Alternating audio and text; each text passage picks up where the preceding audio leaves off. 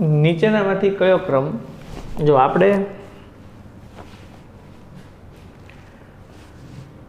આજે 100 MCQ વિદ્યુત રસાયણના solve કરવા જઈ રહ્યા છીએ. એટલે આપણે વિદ્યુત રસાયણના 100 MCQ સોલ્વ કરીએ છીએ. એમાં તમને હું પહેલાં MCQથી શીખવાડતો જાઉં છું કઈ રીતે બધા તમે MCQ સોલ્વ કરી શકો. નીચેનામાંથી કયો ક્રમ ધાતુઓ એકબીજાને તેમના ક્ષારના બનાવેલા દ્રાવણમાંથી વિસ્થાપન કરે તે માટે સાચો છે? તો આપણે મેઇન તો શું આવડવું જોઈએ કે આપણને આપણું મેઇન સૂત્ર આવડવું જોઈએ. કનાકા મગ, ઓલો ચાલો લે, હક્કો મરશે સોના માટે. તો અહીંયા તમે જોશો તો આપણા માટે સૌથી પહેલાં કનાકા મગ, ઓલો જાલો લે, હક્કો ચોખ્ખું મળી જાય. ક્રમશઃ તમારે જવાનું છે. કોપર તો આવે નહીં કારણ કે ઓછું સક્રિય તો પાછળ જ આવે, આ પાછળ જ આવે. મેગ્નેશિયમ આગળ આવતું હતું તો મેગ્નેશિયમ આગળ જ આવે. એટલા માટે જવાબ સાચો પડે. મૂળ તમને એક સૂત્ર આવડવું જોઈએ. એટલે દરેક MCQની અંદર પેટર્ન શું છે એ સમજતા આવડવું જોઈએ આપણે. એક વિદ્યુત રાસાયણિક કોષ કે જે Al2O3 ધરાવે છે એમાંથી 105 એમ્પિયરનો પ્રવાહ પસાર કરીને 50 ગ્રામ એલ્યુમિનિયમ, એટલે આપણને ગ્રામમાં વજન આપ્યું છે 50 ગ્રામ એલ્યુમિનિયમ જમા કરવા કેટલો સમય થાય? તો આપણા માટે સૂત્ર જો આ યાદ રાખવાનું છે તમારે. W બરાબર ZIT. Z એટલે આપણા માટે ઇક્વિવેલન્ટ વેઇટના છેદમાં 96,500. T ને સૂત્રનો કરતા બનાવો તો W ના છેદમાં ZI આવશે. W એટલે આપણા માટે ગ્રામ આપ્યું છે 50 ગ્રામ, છેદમાં આપણા માટે આપ્યું છે આ 105 એમ્પિયર, T સમય. હવે Al2O3 છે છોકરાઓ, તો આમાં એલ્યુમિનિયમનો વીજભાર છે એ કેટલો હશે? Al+3 હોય તો એલ્યુમિનિયમ છે એનું વજન 27 છે, એનો વીજભાર 3 છે એટલે 7 3 9 27 એટલે 9 આવશે અહીંયા. એટલે આપણા માટે અહીંયા 9 આવશે. 9 ના છેદમાં 96,500 એટલે 96,500 આપણા માટે ઉપર આવશે. આ જે આવે છે એને આપણે કલાકમાં ફેરવવાનું છે કારણ કે અહીંયા જે જવાબ આપ્યો છે એ કલાકમાં આપ્યો છે. એટલે આપણે 50 ગુણ્યા 96,500 એ કરીએ, એના ભાગ્યા 9 કરીએ અને એને ભાગ્યા 105 કરીએ એટલે આપણને જે જવાબ મળે છોકરાઓ એ 5105.82 સેકન્ડમાં જવાબ મળે. આ સેકન્ડમાં મળે. એને ભાગ્યા આપણે 60 કરીએ એટલે મિનિટમાં જવાબ મળે અને એને ભાગ્યા આપણે હજી 60 કરીએ એટલે આપણને કલાકમાં જવાબ મળે. 1.418 કલાક થાય. એટલે 1.418 કલાક એટલે આપણા માટે જવાબ આવશે 1.42 અવર, 1.42 કલાક. થઈ ગયું? તો આ તમારા માટે 2 દાખલા થયા. હવે એના પછીનો દાખલો છે આપણે જોવો છે. તો આપણે ત્રીજો દાખલો છે એ આપણે જોઈએ. એક કોષ કે જેની સાંદ્રતા છે 0.5 નોર્મલનું દ્રાવણ, તેનો અવરોધ R બરાબર 40 ઓહ્મ છે.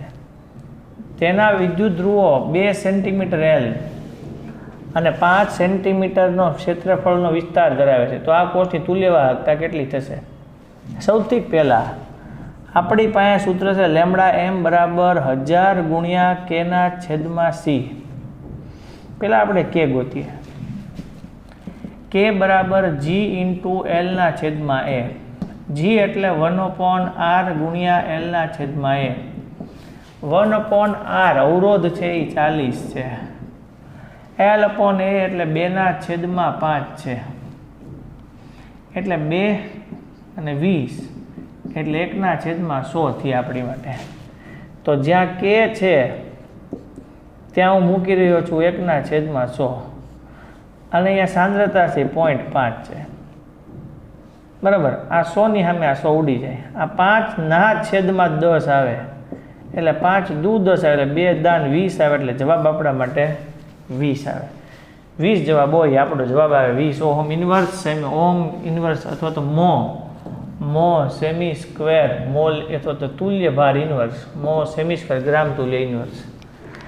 ડેનિયલ કોષમાં રેડોક્સ પ્રક્રિયા દરમિયાન મુક્ત થતી રાસાયણિક ઉર્જા એ વિદ્યુત ઉર્જામાં રૂપાંતર પામે. તો ડેનિયલ કોષ હોય ત્યારે રેડોક્સ પ્રક્રિયા થાય ત્યારે રાસાયણિક ઉર્જાનો વિદ્યુત ઉર્જામાં રૂપાંતર થાય એટલે જવાબ ઈ જ આવે.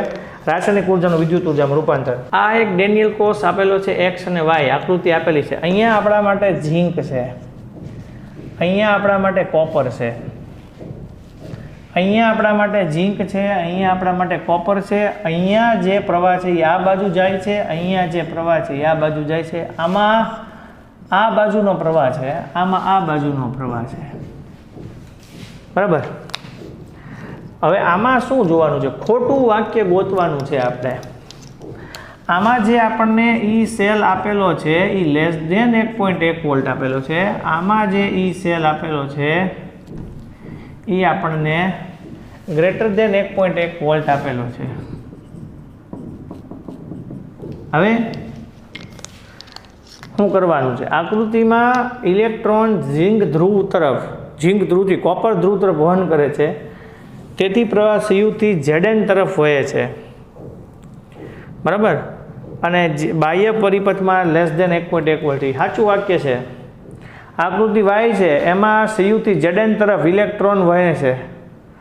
બરાબર. આમાં ZN થી CU તરફ વહે છે. જો કરંટ આ બાજુ છે, આમાં કરંટ આ બાજુ, આમાં કરંટ ZN થી CU તરફ છે. બરાબર. ઇલેક્ટ્રોન હોય એનો કરતાં ઊંધો પ્રવાહ હોય. કરંટ જે બાજુ હોય છે, આમાં શું લખ્યું છે તમને કે ઇલેક્ટ્રોન છે એ ઝીંકથી કોપર તરફ. સાચું છે. આમાં ઇલેક્ટ્રોન છે એ ઊંધા છે, કોપરથી ઝીંક તરફ. એટલે આ બંને સાચા વિધાન છે.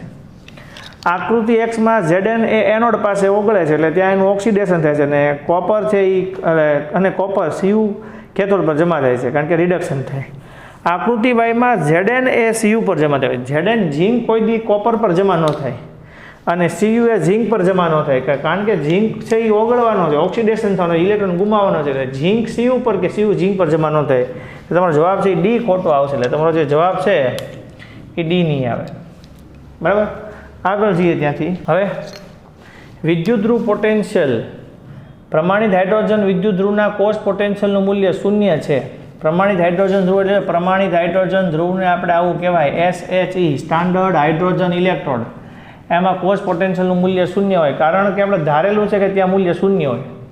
આપણે ધારેલું છે સક્રિયતા શ્રેણીમાં હાઇડ્રોજનનું મૂલ્ય આપણે 0 ધારેલું છે. હાઇડ્રોજનનું મૂલ્ય હાઇડ્રોજનનું સરળતાથી ઓક્સિડેશન થાય એટલે એનું મૂલ્ય 0 હોય. એની પાસે 1 ઇલેક્ટ્રોન એટલે 0 હોય નહીં. આપણે 0 ધારેલું છે. સૌથી હલકું થતું એટલે નહીં, એવું કાંઈ ન આવે. બરાબર. આગળ હવે તમે જોઈ શકો ગેલ્વેનિક કોષમાં નીચેની પ્રક્રિયા થાય છે. ઝીંક અને સિલ્વર. હવે તમે એક વસ્તુ વિચારો, ઝીંક વધુ સક્રિય હોય એટલે એનોડ તરીકે વર્તે, Ag ઓછું સક્રિય એટલે કેથોડ તરીકે વર્તે. આપણે સાચો સેલ બનાવવો હોય તો Zn+2 અહીંયા Ag+ માંથી Ag આવશે. પતી ગયું. પહેલો જવાબ. આમાં છે તે અહીંયા જો ભૂલ આ છે, બે હરખા જેવા જ છે, પણ S માંથી 21 આવે, S માંથી 21 આવે, આમાં 21 માંથી S છે. હલવાઈ જવાય, ધ્યાન રાખવું પડે, બે હરખા લાગે આપણને. બરાબર. અને પ્લસ આયન હોય ત્યારે મોટાભાગે જલીય દ્રાવણ જ હોય. નીચે થોડા અર્ધકોષોના પ્રમાણિત કોષ પોટેન્શિયલ આપેલ છે, તો આ ધાતુઓના રિડક્શન કરતા તરીકેનો વધતો ક્રમ છે, એમાં કયો ક્રમ સાચો છે? જેનું મૂલ્ય વધુ ઋણ હોય ને છોકરાઓ, એ આપણા માટે વધુ રિડક્શન કરે. એટલે જેનું મૂલ્ય વધુ ઋણ હશે એ વધુ રિડક્શન આવે. એટલે પહેલાં પોટેશિયમ આવે, પછી તરત મેગ્નેશિયમ આવે, પછી કોપર આવે, અને ક્રોમિયમ આવે, અને પછી સિલ્વર આવે. એટલે સૌથી પહેલાં ઓછું છે એ સિલ્વર આવશે, પછી ક્રોમિયમ આવશે, પછી મેગ્નેશિયમ ને પછી પોટેશિયમ. એટલે જવાબ આપણા માટે બી આવશે. તો Ag માંથી Cr આવશે, Cr માંથી Mg આવશે, ને Mg માંથી K આવશે. એટલે Ag, Cr, Mg અને K. આ રીતે આપણા માટે જવાબ આવશે. જો ગેલ્વેનિક કોષ માટે નીચેની પ્રક્રિયા આપેલ છે, કોષનો પ્રમાણિત કોષ પોટેન્શિયલ કેટલો થાય? હવે કોષનો પ્રમાણિત કોષ પોટેન્શિયલ જોતો હોય તો આપણા માટે શું આવે કે જો Cr માંથી Cr+3 એટલે એનોડ છે, Cd+2 માંથી Cd એટલે કેથોડ છે. એટલે કેથોડમાંથી આપણે એનોડ બાદ કરવાનું હોય. તો આપણે E0 સેલ કરવા જઈએ તો એમાં E0 રિડક્શન કેથોડ માઇનસ તમે એનોડ કરો એટલે આ 0.40 પ્લસ 0.74 માંથી 0.40 જાય એટલે 0.34 વોલ્ટ જવાબ આવે. આપેલ કોષ Fe માંથી Fe+2 અને H+ માંથી H2 અને PT થાય તો એની માટે નરનસ્ટ સમીકરણ કયું થાય? તો નરનસ્ટ સમીકરણમાં E સેલ બરાબર E0 સેલ તો આવે જ તે 0.0591 2 આવે તે. એટલે અહીંયા સુધી બધું કોમન જ છે, પણ અહીંયા Fe માંથી Fe+2 થાય છે એટલે આપણે શું આવે અહીંયા Fe+2 એનોડની સાંદ્રતા છેદમાં કેથોડની સાંદ્રતા Fe+2 છેદમાં Fe આવે ને H+નો સ્ક્વેર ઉપર H2 આવે, કારણ કે આપણે એનોડના છેદમાં કેથોડ આવે તો આપણા માટે ખરેખર આવું આવે Fe+2 છેદમાં H+નો સ્ક્વેર. પણ Fe+2 માંથી Fe બનતું એટલે Fe નીચે આવી શકે, H+ના સ્ક્વેરમાંથી H2 ઉપર બનતું એટલે ઉપર આવી શકે, એટલો ફેર આવી શકે. બરાબર, એટલે આમાં Feમાંથી Fe+2 બને જ છે પણ H+માંથી H2 નથી બનતું એટલે આ ખોટું પડે. આમાં Feમાંથી Fe+2 બને જ છે પણ આમાં જો H+માંથી H2 બને છે એ સાચું જ છે પણ આગળ કંઈક ભૂલ હોય એવું બને. હા, ઊંધું છે, આ Fe+2 માંથી આવવું જોઈએ એટલે આમાં અહીંયા આ ખોટું છે, અહીંયા આ ખોટું છે, ફેર એટલો છે. અને અહીંયા તો હંમેશા આપણે ઉપર એનોડની સાંદ્રતા ઉપર આવે અને કેથોડની સાંદ્રતા ક્યાં આવે? નીચે આવે, એટલે એ રીતે જ હોય. હવે આગળ જોઈએ આપણે 11મો દાખલો, 11મો પ્રશ્ન જોઈએ.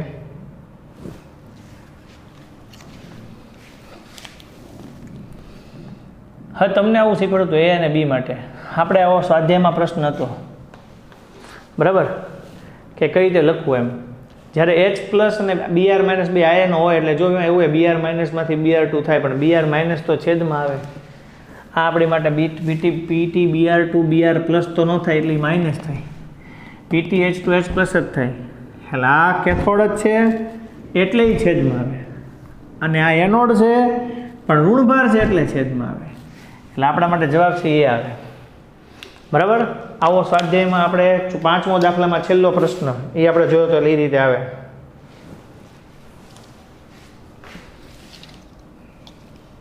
જો હવે આપેલ પ્રક્રિયા છે આપણને અહીંયા આપેલી છે કે આપેલ કોષ પ્રક્રિયા નીચે મુજબ માટે કોષ માટે ડેલ્ટા RG0 નું મૂલ્ય જણાવો. Ag2 માંથી Ag આપ્યું છે 0.344 અને આમાં આપ્યું છે -0.76. આ એનોડ તરીકે વર્તશે કારણ કે એનું મૂલ્ય ઋણ છે એટલે વધુ સક્રિય છે અને આ કેથોડ તરીકે વર્તશે. એટલે આપણા માટે પહેલાં આવશે E0 સેલ બરાબર E0 રિડક્શન કેથોડ માઇનસ કોણ આવશે? એનોડ. કેથોડ છે એ આપણા માટે 0.344 છે, માઇનસ માઇનસ પ્લસ થશે 0.76, 1.104 આવે.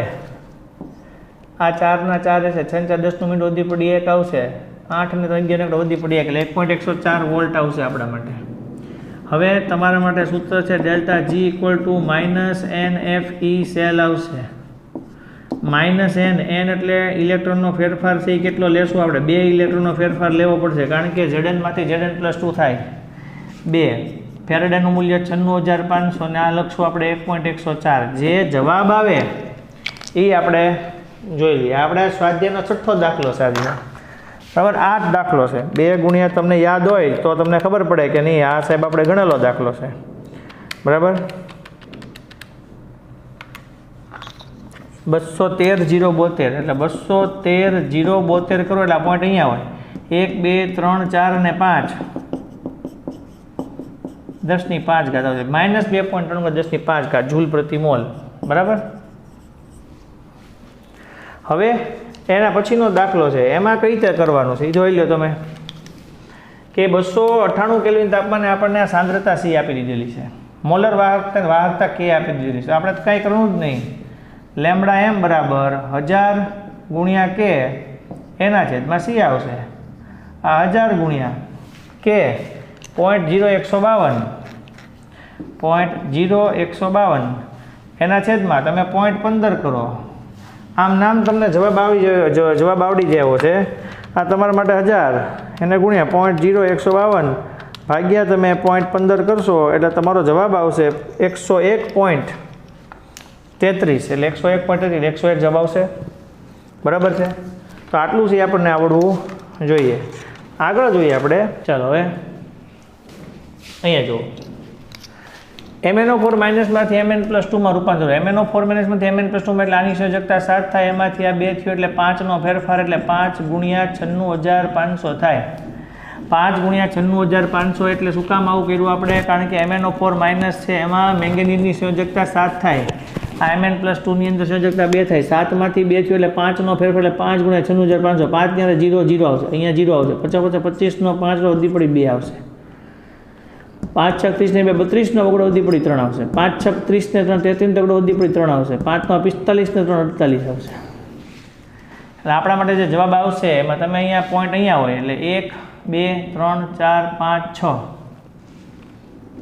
આપણે 2 મિનિટમાં કંઈક 4.83 4.82 જેવો જવાબ આવશે એટલે જવાબ આપણી માટે આવશે 4.82 5 ગુણ્યા તમારા માટે જવાબ આવશે 10⁵ બરાબર એટલે 1 2 3 4 ને 5 એટલે આમાં મિનિટ આપણાથી વધારે થઈ ગયેલું છે બીજું કાંઈ નથી આટલો જવાબ આવશે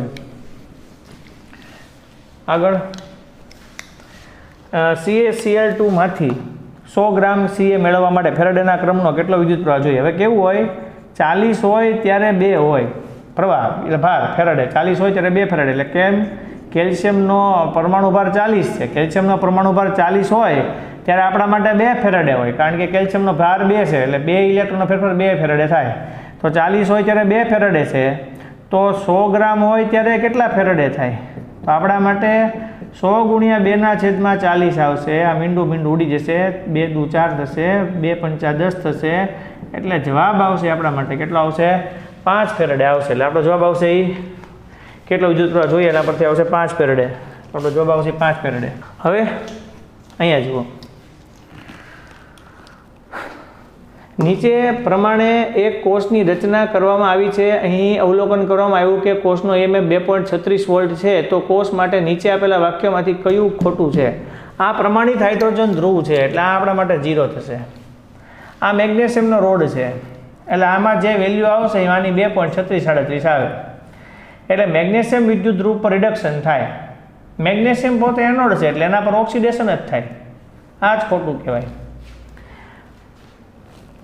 બરાબર મેગ્નેશિયમ વિદ્યુત ધ્રુવ પર ઓક્સિડેશન થાય જ તે મેગ્નેશિયમ +2 માંથી મેગ્નેશિયમ પ્રમાણે વિદ્યુત ધ્રુવ પોટેન્શિયલ મૂલ્ય 2.36 વોલ્ટ છે જ ઇલેક્ટ્રોનનું વહન મેગ્નેશિયમ ધ્રુવથી હાઇડ્રોજન તરફ થાય જ છે જો પહેલું જ ખોટું આવશે હવે જો એક ધાતુના તારમાંથી પ્રવાહ 1.5 એમ્પિયરનો પ્રવાહ 3 કલાક માટે પસાર કરવામાં આવે તો તારમાંથી કેટલા ઇલેક્ટ્રોન પસાર થતા હશે તો આપણી પાસે સૂત્ર છે I બરાબર Q/T પણ જ્યાં Q બરાબર NE/T થાય એટલે તમે N આમ નામ રાખો અને IT/માં તમે E કરી નાખો એટલે જવાબ આવશે I જે છે તમારા માટે 1.5 ગુણ્યા 3 કલાકની સેકન્ડ 3600 અને અહીંયા 1.6 ગુણ્યા 10⁻⁻19 આ તમે કરી નાખો એટલે તમારા માટે જવાબ આવી જાય એટલે તમારે શું કરવાનું થયું તમારે આ 1.5 ગુણ્યા 4.5 થશે 4.5 ગુણ્યા 3600 કરશો 3600 જે આવશે એના ભાગ્યા 1.6 કરશો એટલે તમારા માટે જે જવાબ આવશે 10,125 આવશે એટલે 10,125 ગુણ્યા 10⁻19 આવશે બરાબર આ પોઈન્ટ અહીંયા છે એટલે 1 2 3 4 એટલે 1 2 3 અને 4 વધે એટલે 1.01 ગુણ્યા 10⁻23 આવે એટલે 1.01 ગુણ્યા 10⁻23 તમારા જવાબ માટે સી જવાબ થશે તો આ તમારા માટે 17મો પ્રશ્ન પણ પૂરો થઈ ગયો હવે આપણે 17 પછી 18મો પ્રશ્ન છે એ જોઈએ તો 18મા પ્રશ્નની અંદર જોઈએ હા તો જોયું આપણે હમણાં 18મો જોઈ લઈએ Cr2O7- માંથી એસિડિકમાંથી એમાં રિડક્શન કરવા કેટલા કુલમ વિદ્યુત પ્રવાહ જોશે Cr2O7-2 છે છોકરાઓ એટલે ટોટલ ઇલેક્ટ્રોન ફેરફાર 6 નો થાય 6 ગુણ્યા 96500 આવે જવાબ આવશે કારણ કે 6 ગુણ્યા 96500 આવે કારણ કે Cr2O7-2 છે એની અંદર છે એ 6 ઇલેક્ટ્રોનનો ફેરફાર આવે 1 મોલ માટે એટલે 6 ઇલેક્ટ્રોન 6 ગુણ્યા 96500 આપણા માટે જવાબ આવશે બરાબર 18 પછી આપણે 19 અને 20 જોઈએ આપણે કોઈ પ્રક્રિયા M+N એમ N ઇલેક્ટ્રોન મેળવે છે ને એમાં M થાય છે આપેલી કોષ પ્રક્રિયા માટે કોઈપણ સાંદ્રતાએ પ્રમાણિત હાઇડ્રોજન વિદ્યુત ધ્રુવના સંદર્ભે માપવામાં આવે તો વિદ્યુત ધ્રુવ પોટેન્શિયલ માટે નનસ્ટ સમીકરણ શું થાય હવે આ આપણા માટે M+N માંથી M થાય છે બધી જગ્યાએ M+N માંથી M લખેલું છે આખું નથી લખેલું આ લખેલું છે આ લખેલું છે આ લખેલું છે હવે M+N માંથી M અહીંયા સુધી બરોબર છે હવે આ તો ખોટું જ છે એટલે આ તો પતી જ ગયું ત્યાં આગળ અહીંયા M+N આવે જો આ ઉપર ન આવે આ ઉપર હોય તો એનોડ તરીકે વર્તે છેદમાં હોય તો એ કેથોડ તરીકે વર્તે, પણ માથે પ્લસ લખવું જોઈએ, M+N.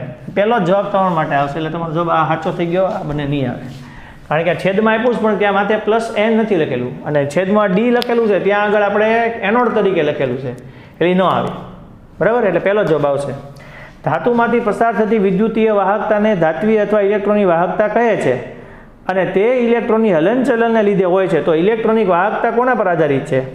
સ્વભાવ અને બંધારણ પર, આ સંયોજકતા ઇલેક્ટ્રોન પર, તાપમાનમાં ફેરફાર પર, આ ત્રણેય વસ્તુ પર આધારિત છે. બરાબર, ત્રણેય વસ્તુ પર આધારિત છે. તો આમાં એક પણ નહીં એવો શબ્દ લખેલો છે, એટલે એમાં એક બધા આવવા જોઈએ લગભગ. આમાં 20માં લગભગ શું આવે? બધા ઉપર આધારિત હોય. બરાબર, એ કાંઈક લખવામાં ભૂલ હશે, બાકી બધા જવાબ આવવા જોઈએ, કારણ કે બધા પર આધારિત હોય અને જેવું જ આવે. હવે ત્યાંથી આપણે આગળ જોઈએ. નીચેના કોષ્ટકમાં સ્તંભ 1 અને 2 સાથે યોગ્ય રીતે જોડો. હવે તમારે જ વિચારવાનું છે. હા, લેમડા M હોય તો 1000 ગુણ્યા કેના છેદમાં C આવે? R હોય તો L/A આવે. હવે આ બાકીના બે રહ્યા. G હોય તો G સ્ટાર હોય તો શું આવે? G સ્ટાર હોય તો આ જ આવે, કારણ કે G સ્ટાર એટલે 1/R ઓ L/A આવશે. K હોય તો G સ્ટાર × R આવશે. એટલે પહેલા તો આ D ની અંદર એક જવાબ આવતો એવો કેવો છે? તો D ની અંદર 1 આવતો હોય, આ છે. C ની અંદર 3 આવતું હોય. આમાં કંઈક તમારે ભૂલ હશે. લેમડા M હોય તો આપણી માટે સૂત્ર છે 1000 ગુણ્યા કેના છેદમાં C, એટલે કેના છેદમાં C જવાબ જોઈએ. A ની અંદર 3 આવવો જોઈએ, તો એની અંદર 3 અહીંયા આવે છે. B ની અંદર 1 આવે છે, B ની અંદર 1 કોઈ દી નહીં. એટલે આમાં ઓપ્શનમાં કંઈક ભૂલ છે, તમે યાદ રાખજો. હું કહું A ની અંદર 3 જવાબ આવશે.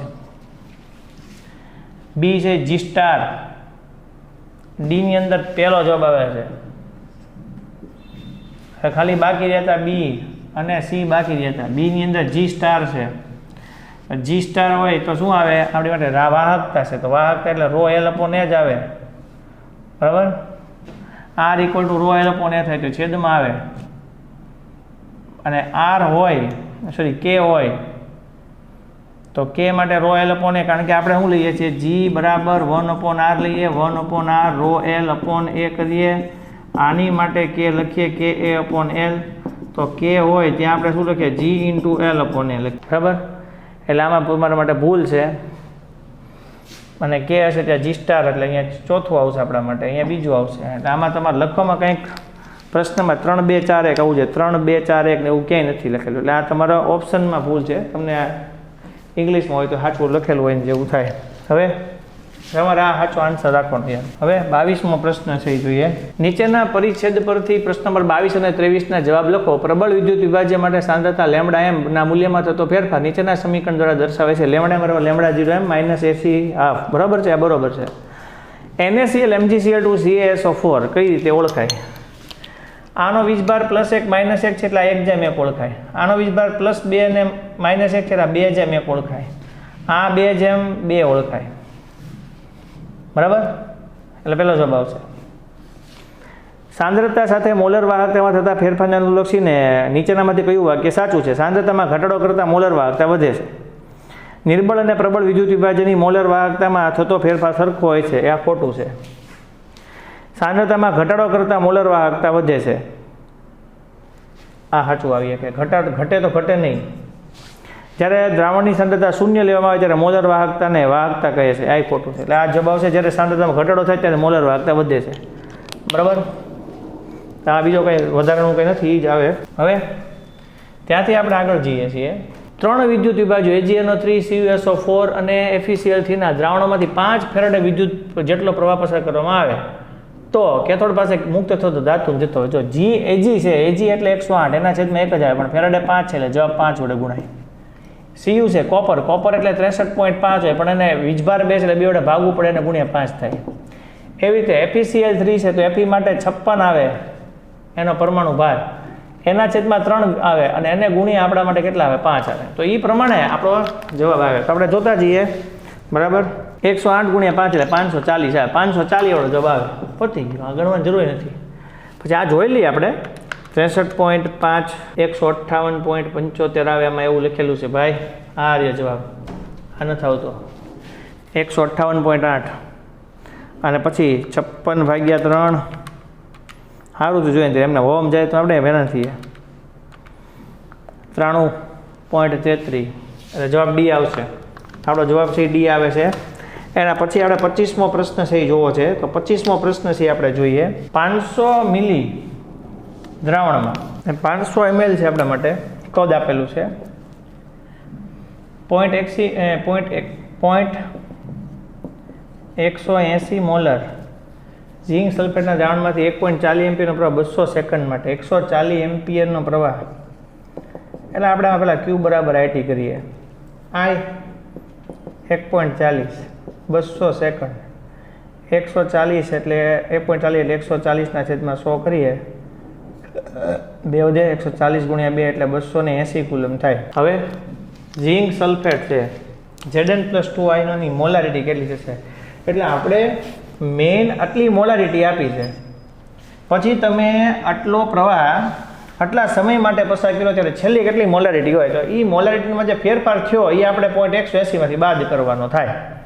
તો પહેલાં આપણે મોલ જોવા છે તો 280 છેદમાં ઇલેક્ટ્રોનનો ફેરફાર 2નો છે એટલે આપણે એવું થાય 2 ઇલેક્ટ્રોન 2 ફેરેડે 2 × 96500 એ 1 મોલ થાય તો 280 એ કેટલા થાય? એટલે 280 છેદમાં 2 × 96500 આવે. તો 280 છેદમાં 2 × 96500 કરીએ આપણે તો 280/2/96500 કરીએ એટલે આપણા માટે જે જવાબ આવે એ 0.00145 મોલ આવે. હવે મોલના છેદમાં લીટર કરશો એટલે આપણને મોલારિટી મળે. તો મોલારિટી એટલે મોલ 0.00145 એમાં છેદમાં મોલના છેદમાં કદ એટલે 500 ml છે. 500 ml ને હું 0.5 લીટર કરું એટલે આને ભાગ્યા 0.5 કરું એટલે આપણા માટે જવાબ આવે 0.0029. તો 0.0029 આવ્યું એટલે તમે એને પહેલાં જે સાંદ્રતા હતી 180 હતી એમાંથી તમે 0.0029 બાદ કરો 0.0029 બાદ કરો. આટલું તમે બાદ કરશો એટલે તમારો જવાબ આવશે. એટલે આપણે 0.180માંથી 0029 બાદ કરીએ એટલે આપણને 0.177 મળે. આ આપણો જવાબ થાય. એટલે આપણો 25મોનો જવાબ બી 1.177 જવાબ આવશે. હવે ત્યાંથી આપણે આગળ જઈએ.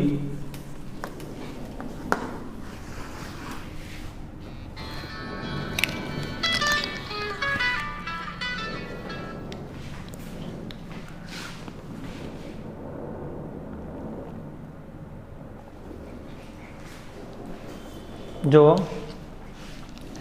100 સેમી સ્ક્વેર સપાટી પર 1 × 10⁻³ સેમી જેટલું સિલ્વર ધાતુનું સ્તર ચડાવવા માટે એજિયોનાથિકના દ્રવણમાં 5 એમ્પિયરનો પ્રવાહ કેટલા સમય સુધી પસાર કરવો પડે? હવે આપણી પાસે સૂત્ર છે W = ZIT. ટીને સૂત્રનો કરતા બનાવો W/Z ને આ આવે. હવે આપણે ગ્રામ જોવે છે, દળ જોવે છે તો આપણી પાસે સૂત્ર છે D = M/V. મારે એમ જોતું હોય તો D × V કરવું પડે. ડેન્સિટી તમને આમાં લખવાની રહી ગઈ છે એટલે મેં લખી છે 1.05. કદ જે છે એ 100 × તમારા માટે 1 × 10⁻³ સેમી ઉપરથી આપણને અહીંયા કદ મળે. એટલે તમે અહીંયા જોશો તો તમને ખબર પડશે આ 100 ઉડી જશે.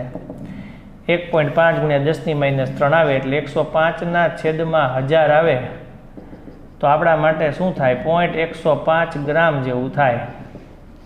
બરાબર. એટલે વજન છે એ 0.105 થાય. સિલ્વર ધાતુ છે 96500 આવશે, અહીંયા 108 આવશે અને I જે છે એ 5 એમ્પિયરનો પ્રવાહ આવશે.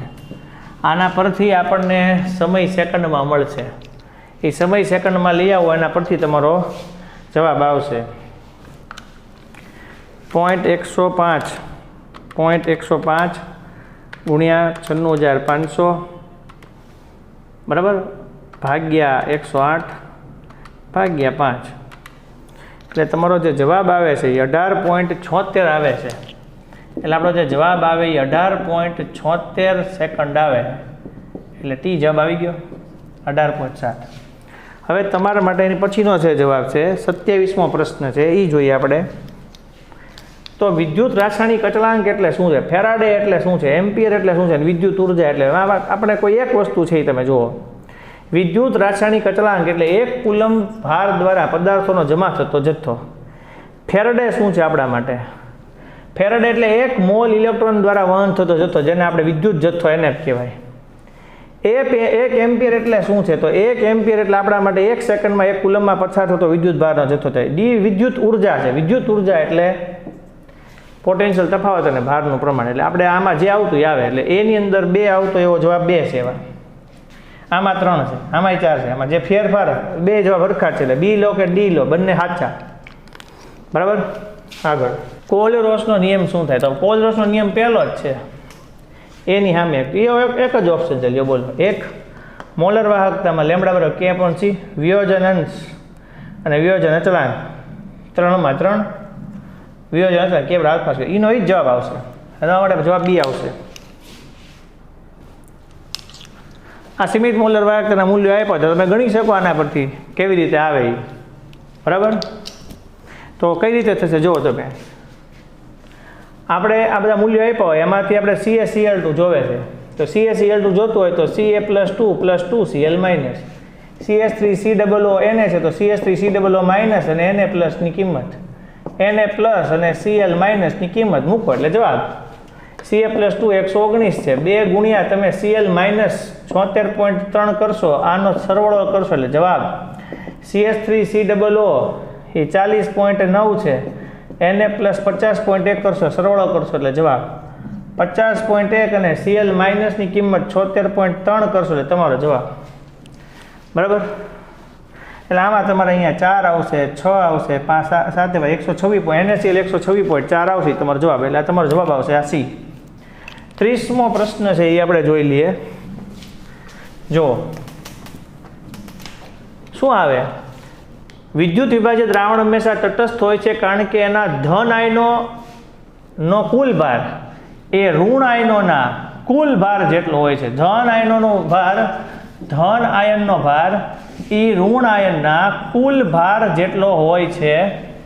ધાત્વીય વાહકથી વિપરીત વિદ્યુત વિભાજ્યો તેના આયનોના હલનચલનના ગુણધર્મો કે જેના દ્રાવણો ધાતુઓ દ્રાવણમાં ધન આયન તરીકે જાય છે, ધન આયન તરીકે જાય છે તે ઓક્સિડેશન પામે છે. તમારો જવાબ આવશે બી. આ મેં તમને 30 MCQ સોલ્વ કરાવ્યા, તમારે 30 MCQ છે એ સરસ પ્રમાણે સોલ્વ કરવાના રહેશે. નીચેનામાંથી કયું વાક્ય સાચું છે? બરાબર. નીચેનામાંથી કયું વાક્ય સાચું છે આપણે જોવું છે. હવે જ્યારે NaClના જલીય દ્રાવણનું વિદ્યુત વિભાજન કરવામાં આવે ત્યારે કેથોડ પર સોડિયમ ધાતુ જમા થાય છે, તો આ વિધાન છે એ ખોટું થાય. જ્યારે તમે NaClના જલીય દ્રાવણનું વિદ્યુત વિભાજન કરો છો ત્યારે આપણા માટે સોડિયમ ધાતુ જમા ન થતાં હાઇડ્રોજન પાણીની અંદર H+ અને OH- હોય, એમાંથી H+ હોય એ H2 થઈને જમા થાય. એટલે આ નહીં આવે. વિશિષ્ટ વાહકતા અને મોલર વાહકતા વચ્ચે કંઈ પણ તફાવત નથી. ના, તફાવત છે. એકમાં મોલારિટી આધારિત આવે મોલર વાહકતામાં, વિશિષ્ટ વાહકતામાં એ કદ દીઠ આવે, એટલે બંનેમાં ફેર છે. બે સરખા ન કહેવાય. સિલ્વર નાઇટ્રેટના દ્રાવણને આપણે જોઈએ, સિલ્વર નાઇટ્રેટનું દ્રાવણ હોય AgNO3 એને કોપરના પાત્રમાં સંગ્રહ કરી શકાય છે? ન કરી શકાય, કારણ કે વધુ સક્રિય ધાતુ ઓછી સક્રિય ધાતુને એના ભાગમાંથી છૂટું પાડી દે, કોપર નાઇટ્રેટ બની જાય, રંગીન દ્રાવણ થઈ જાય. આ રંગહીનમાંથી રંગીન દ્રાવણ થાય અને સિલ્વર ધાતુ છૂટી પડે, આવું થાય. એટલે સંગ્રહ કરી શકાતું નથી. આયોડાઇડના દ્રાવણમાં, આયોડાઇડનું દ્રાવણ એટલે I- દ્રાવણ છે. જ્યારે એમાં પ્રવાહી બ્રોમિન ઉમેરવામાં આવે, એટલે આયોડાઇડના દ્રાવણમાં પ્રવાહી બ્રોમિન ઉમેરવામાં આવે તો ત્યારે આયોડાઇડમાંથી આયોડીન થાય ને બ્રોમિનમાંથી બ્રોમાઇડ થાય આપણા માટે. તો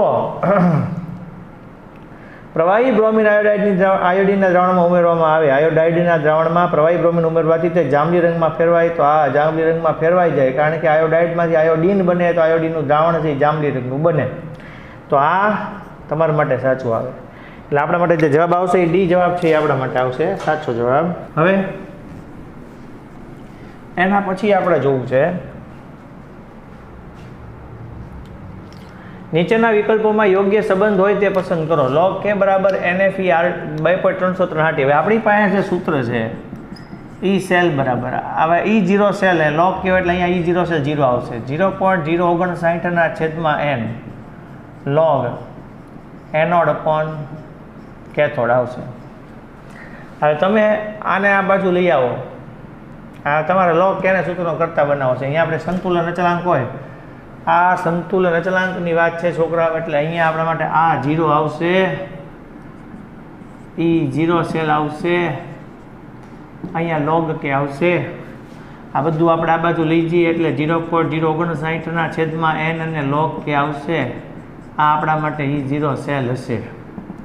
હું log k ને સૂત્રનો કરતા બનાવું તો n E0 સેલના છેદમાં 0.059 આવે.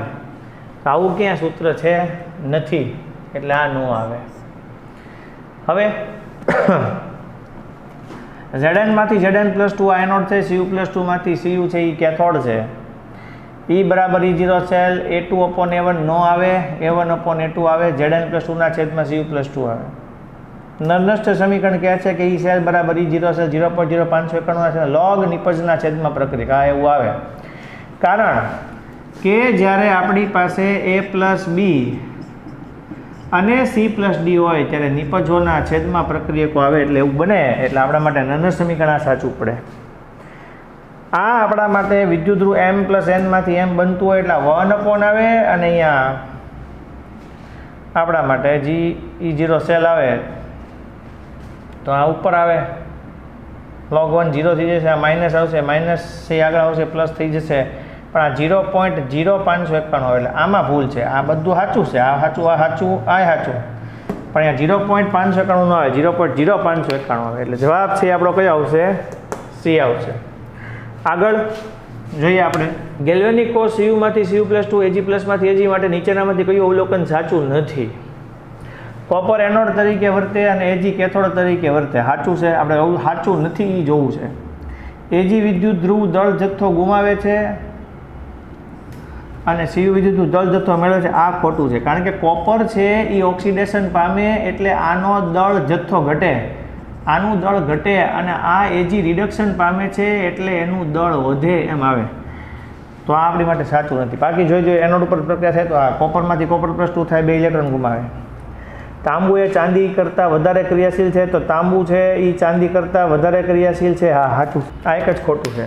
એટલે આપણા માટે આવશે એ 33માં બી જવાબ આવશે. આગળ જોઈએ આપણે જ્યારે AgNO3 નું જલીય દ્રાવણ પ્લેટિનમના ધ્રુવો વચ્ચે વિદ્યુત વિભાજિત કરવામાં આવે ત્યારે એનોડ અને કેથોડ પર મુક્ત થતા પદાર્થો. બરાબર. તો હવે તમે જોઈ શકો કે AgNO3 નું દ્રાવણ છે એમાં પ્લેટિનમના ધ્રુવો રાખેલા હોય તો આપણા માટે કઈ રીતે આવે?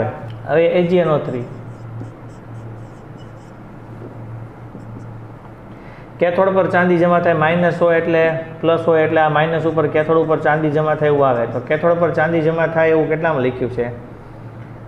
એક આ નું આવે એટલે આ ત્યાં નીકળી ગયું. કેથોડ પર ચાંદી જમા થાય ને એનોડ ઉપર હાઇડ્રોજન મુક્ત થાય, એનોડ ઉપર O2 મુક્ત થાય એવું આવશે. એનું કારણ તમને સમજાવું કે NO3 માઇનસ એટલે મુક્ત ન થાય, એટલે O-2 હોય એ O2 તરીકે મુક્ત થાય એટલે કેથોડ પર Ag મુક્ત થાય અને એનોડ પર ઓક્સિજન મુક્ત થાય. જવાબ આવશે પહેલો આપણા માટે. બરાબર. પીટી ઓગળે એવું ન આવે એટલે આ બીજું ખોટું પડી જાય. એનોડ પર હાઇડ્રોજન મુક્ત ન થાય એટલે જવાબ પહેલો જ આવે. તો તમારા માટે કોહલરોસનો નિયમ નિર્બળ વિદ્યુત વિભાજનની અનંત બંધનને મોલર વાહકતા શોધવામાં મદદ કરે છે. કોહલરોસનો નિયમ નિર્બળ વિદ્યુત વિભાજનની અનંત બંધનને મોલર વાહકતા ગોતવામાં મદદ કરે છે. હા, અનંત બંધનને મોલર વાહકતા ગોતવા મદદ કરે છે. કારણ નિર્બળ વિદ્યુત વિભાજનની અનંત બંધનને મોલર વાહકતા પ્રાયોગિક રીતે શોધી શકાતી નથી. આ પણ સાચું છે. એટલે વિધાન અને કારણ બંને સાચા છે, બંને એકબીજાની સમજ આપે છે. કારણ કે નિર્બળ વિદ્યુત વિભાજનની અનંત બંધનને મોલર વાહકતા ગોતી શકાતી નથી એટલે કોહલરોસનો નિયમ ગોતવા મદદ કરે છે. એટલે કારણે વિધાનની સમજૂતી છે. એટલે આપણા માટે પહેલો જવાબ જ સાચો આવે. આગળ જઈએ. તાંબાનો તાર એટલે કોપર, એને સિલ્વર નાઇટ્રેટના દ્રાવણમાં ડૂબાડ્યા ત્યારે રંગમાં કોઈ ફેરફાર થતો નથી. ખોટું. રંગ ફેરફાર તે હમણાં જ તમને સમજાવ્યું કે કોપર નાઇટ્રેટ બને એટલે વાદળી રંગ આવે અને સિલ્વર છૂટવું પડે એટલે અહીંયા બગડો આવે. તાંબુ એ સિલ્વરને તેના ક્ષારમાંથી વિસ્થાપિત કરી શકતું નથી. તાંબુ છે એ સિલ્વરને એના ક્ષારમાંથી વિસ્થાપિત કરીએ કે આ સિલ્વર છૂટું પડ્યું. એજી કરતાં કોપર વધારે સક્રિય છે. એજી કરતાં કોપર વધારે સક્રિય એટલે કામ કરીએ કે એટલે આપણા માટે આવશે વિધાન અને કારણ બે ખોટા છે. હવે કોષ અચળાંક જોવે છે આપણે. હવે આપણા માટે સૂત્ર છે કે K બરાબર G ઇન્ટુ L/A. આપણે જોવે છે L/A કોષ અચળાંક, કારણ કે આપણા માટે વાહકતા ગુણ્યા L/A જે છે એ L/A એ આપણા માટે કોષ અચળાંક છે. K ગુણ્યા 1/G થશે. તો જે K છે એ આપણા માટે વિશિષ્ટ વાહકતા છે અને G એટલે આપણા માટે R થઈ જશે. K માટે R એટલે અહીંયા જે આવશે આપણે, કારણ કે આવું શીખાતા G બરાબર 1/R. તો હું અહીંયા R ને સૂત્રનો કરતા બનાવું તો 1/G થાય, તો 1/G માટે હું R લખી શકું. એટલે આપણા માટે K ગુણ્યા R થશે. K ગુણ્યા R કરશો એટલે વાહકતા છે એ આપણા માટે 0.0212 છે અને એને ગુણ્યા R જે છે એ આપણા માટે 55 ઓહમ છે. એટલે આપણા માટે L/A કોષ અચળાંક આનો જવાબ જે આવશે એ આવશે.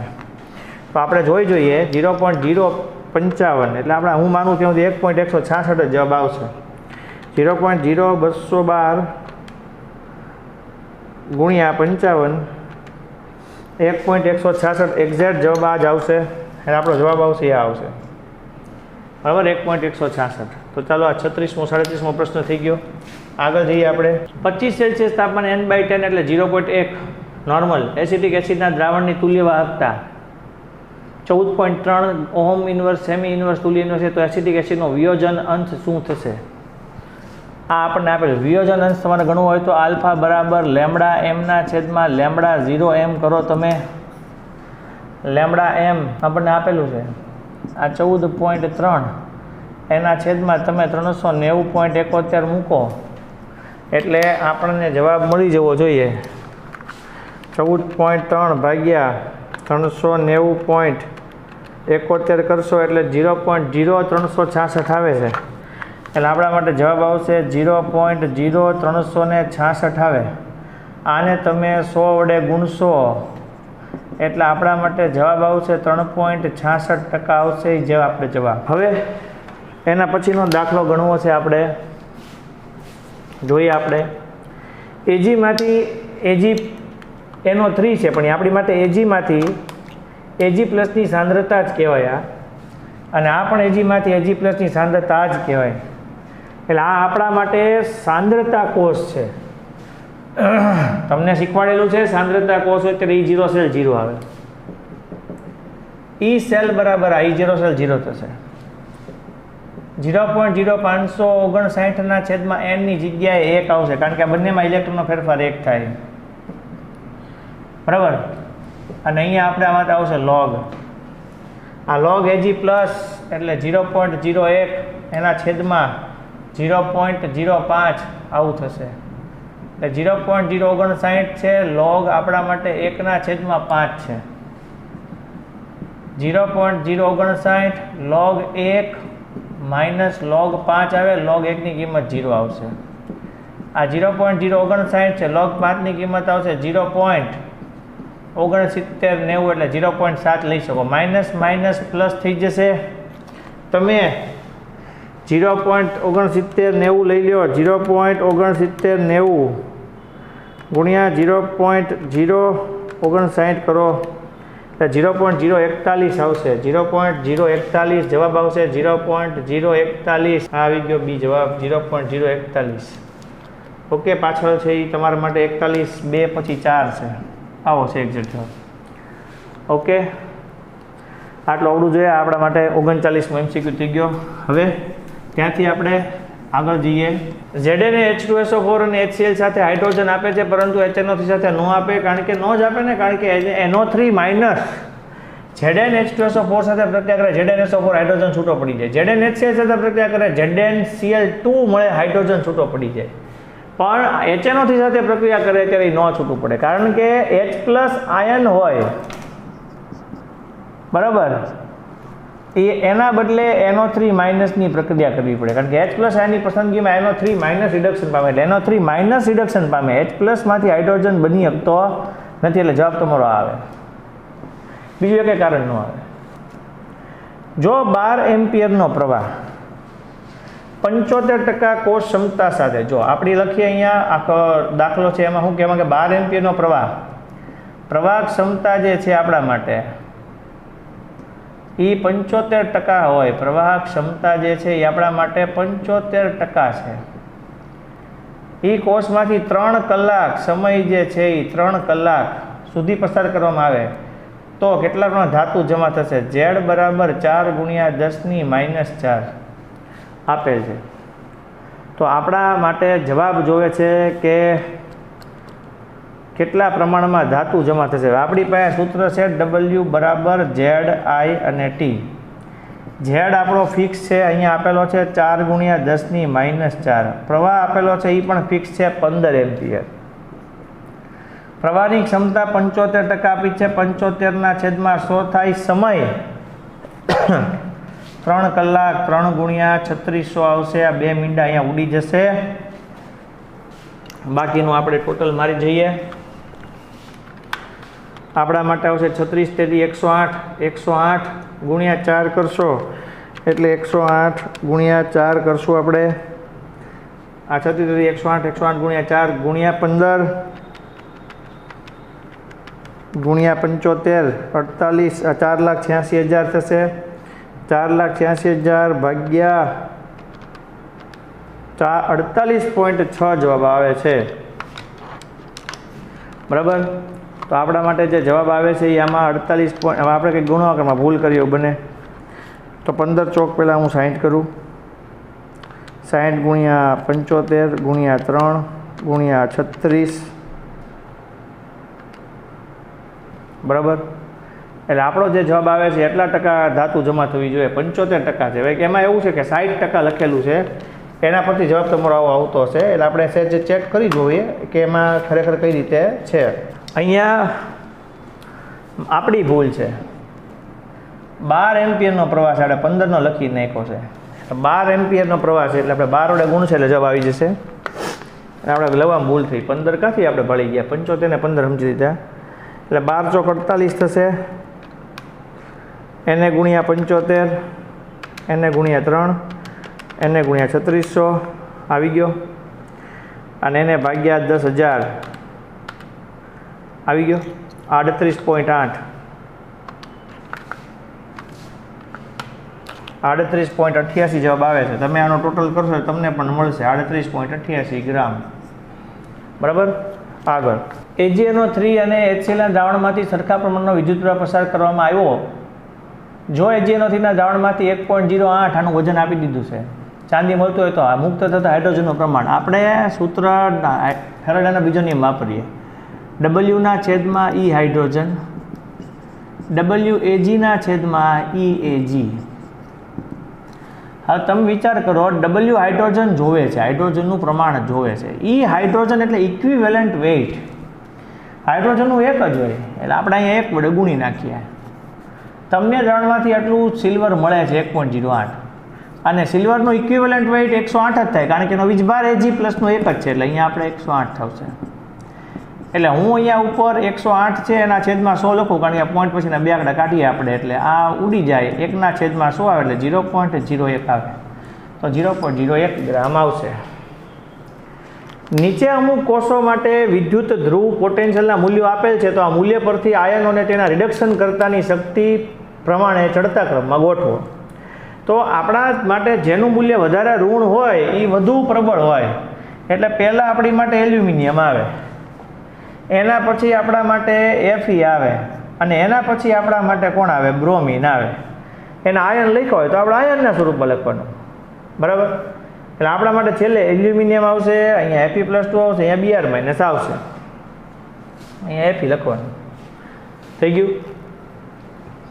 ચાલો આગળ. Cu માંથી Cu+2 થાય ને Ag+ માંથી Ag થાય.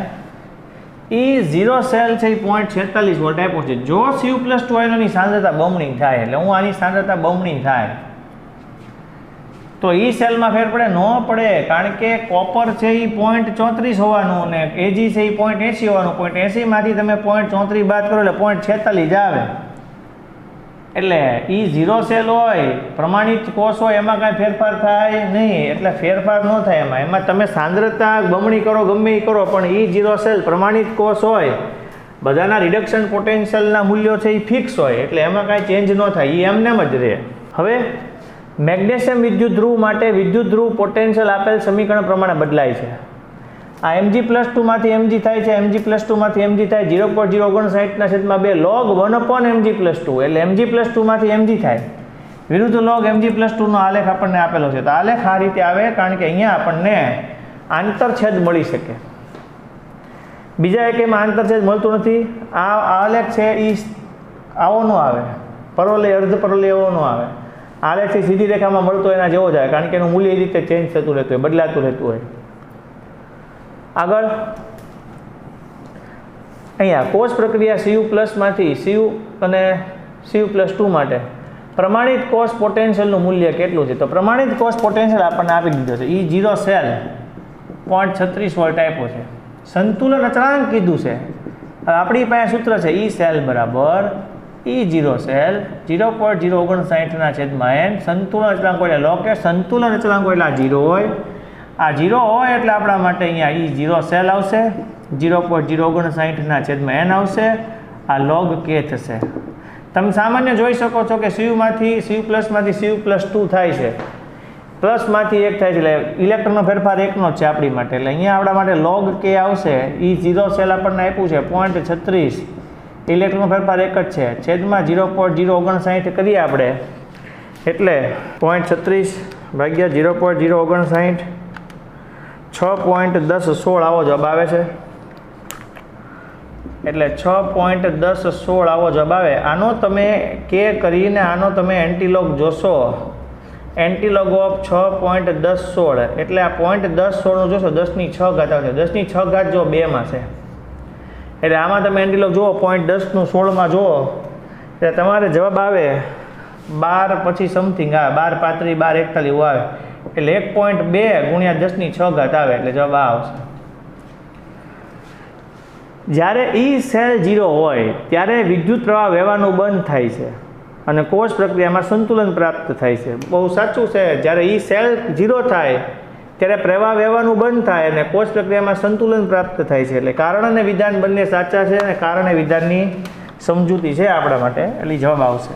સંતુલન અચળાંક K અને E0 સેલ સાથે સંબંધિત છે, પરંતુ E સેલ સાથે સંબંધિત નથી.